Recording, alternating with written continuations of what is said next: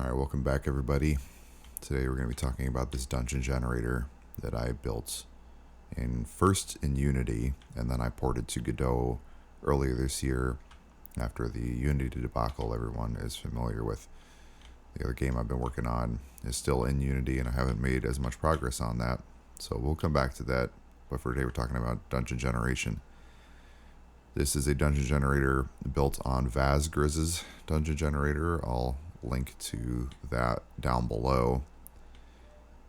The goal with this dungeon generator is to have something that's more than just halls and rooms. His algorithm does a great job with creating these organic stairways and open rooms and weird intersections, and it gets rid of that like box hallway feeling that you get in a lot of procedural dungeons. The dungeon I'm in right now is very large. It all spans on a 3D grid of 40 by 40. So we're going to be able to walk around in this dungeon for a very long time before we reach an end. So this is a Megadungeon I generated. It took about 10 seconds to generate, which is a long time, admittedly, but not too long, I think, for a typical loading screen. So I'm pretty happy with the performance of it right now. I think we're getting 800 to 1,000 frames a second according to Godot in the screen right now. And you can see in the background a little bit of the occlusion culling bug that Godot has, where sometimes the walls in the distance will disappear. Here you can see it right there. And Mzizz has talked about this in his videos, where once you get that camera frustum just at the right angle, it'll occlude something it probably shouldn't.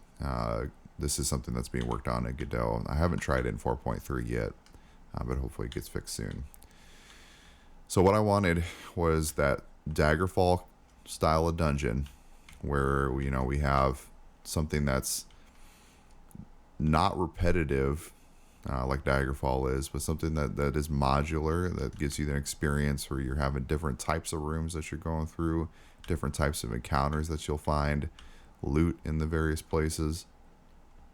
And right now you can see every room has its own theme. So each room and area has its own theme that can be used to spawn loot, enemies, whatever you want matching that theme. And I'll break down how that theme works as well. I wanted each section of the dungeon to have its own flavor. And I feel like it has a purpose in the dungeon, not just to be, that here's the, oh man, I keep falling through that. Gotta add the collider there. Not just to be a, random thing, but felt like it was a purposeful part of a larger structure that someone has built for a reason. And I also wanted this dungeon to be able to go indoors and outdoors. Today this does not do that. If we get out of Godot for a second, I can show you the framework is there. We have I've rendered all of these kind of foundations underneath the whole dungeon. So we have something that could be outdoors, and if you as a player were to approach this from the outside, this is a pretty big compound.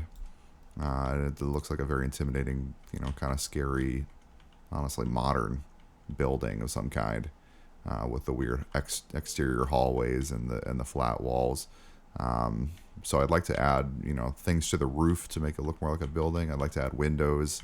I'd like to add space to walk around, like for these external hallways. It'd be nice to be able to walk around outside for a second. I thought that might add some variety, but that's on the to-do list.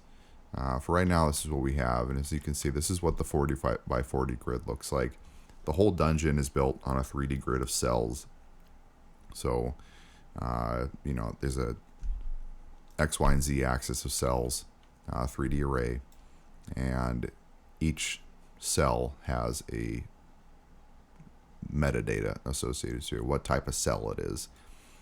What Vazgriz doesn't do, and what I've done here, is actually generate what it should look like based on not only what that cell type is, but the neighboring cells around it. So each cell has to calculate whether or not it needs a wall on the north side or the south side. Does it need a ceiling? Does it need a floor? Is it a stairway? So you can see here, I think we have a stairway. Yep. What kind of ramp does it need? Does the stairway need walls? Is there a light on the wall?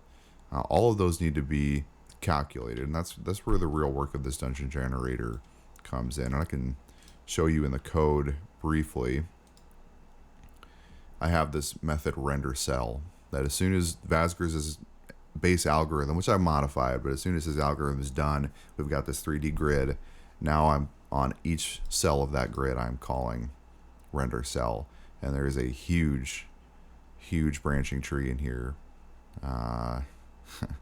with a whole bunch of stuff that I've been experimenting with to try and get each piece rendered exactly right. The conditions end up getting way more convoluted than I thought, but this is what you need to make all of these pieces render the right way. So lots of special conditions, especially when I'm trying to add in my own sort of flavor and spin on what a room should look like. But one thing that you notice is that the theme is being called for. What's the material? What's the wall? What's the railing? So I've broken this up by themes. So the way that this works is, you can see in my dungeon renderer node that I've built, I have a list of themes that this is actually data resources that are defined by the player. So the player can actually add, or by the designer rather. The designer can actually add in and create as many of these themes as they want. There's some default pieces in here that the renderer says, well, if I don't have a theme for this cell, whatever the case may be, I need to be able to render the default. The way a theme looks, if we were to go to the themes folder in here,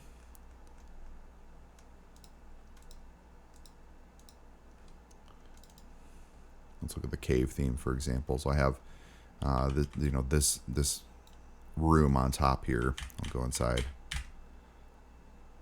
Kind of dark, yeah, as a cave should be. Is the cave theme. It's got some wood, some stone, some crates, and some torches. So those materials are all defined in this theme, in this resource that I have. There are override models that you can place. So instead of, for example, for the archway, instead of like a thick stone archway, I wanted to have like a wooden frame, like a mine shaft might have. And this is totally customizable. As a designer, you can add whatever you want into there. You can have as many themes as you want. You can have multiple types of caves. One of them is a mine versus a natural cave. You really do whatever, and that was the goal, to be able to generate a dungeon with as many or as few themes as needed to make it believable. You might want to have a dungeon that the entire thing is just one big mine, and that's okay. And the type of enemies and the type of loot that you generate are the type of things that you find in a mine. So overall, I feel like this is in a good place to start iterating on for some level design. I'm not spawning in the enemies right now. I'm not actually spawning in any loot. All of this decoration, this decoration is part of a marble theme, which is sort of got a temple feel to it. And I still have to work out some of the lighting. For some reason, they don't all want to be on at one time. And I've experimented with the number of lights that can be allowed in the project on at one time in the rendering settings, but they still don't seem to play nice with each other. If anyone has any suggestions on that, I'd love to hear it. But yeah, so you can see in this temple theme, we have like bookshelves and pots and stuff. So I'd like to get enemies. I'd like to get some real loot in here. You saw earlier the player character walking around in it. I want to add doors. Want to add locks. And then, as I mentioned before, I want to add the outdoor components too. So being able to actually step outside and be on the roof with some crenellations, or be in a like a porch type of situation. Again, I'll post a link down to Vazgriz's dungeon generator if you want to try and replicate something like this. and I'm happy to answer questions in the comments. Thanks for watching. See you next time.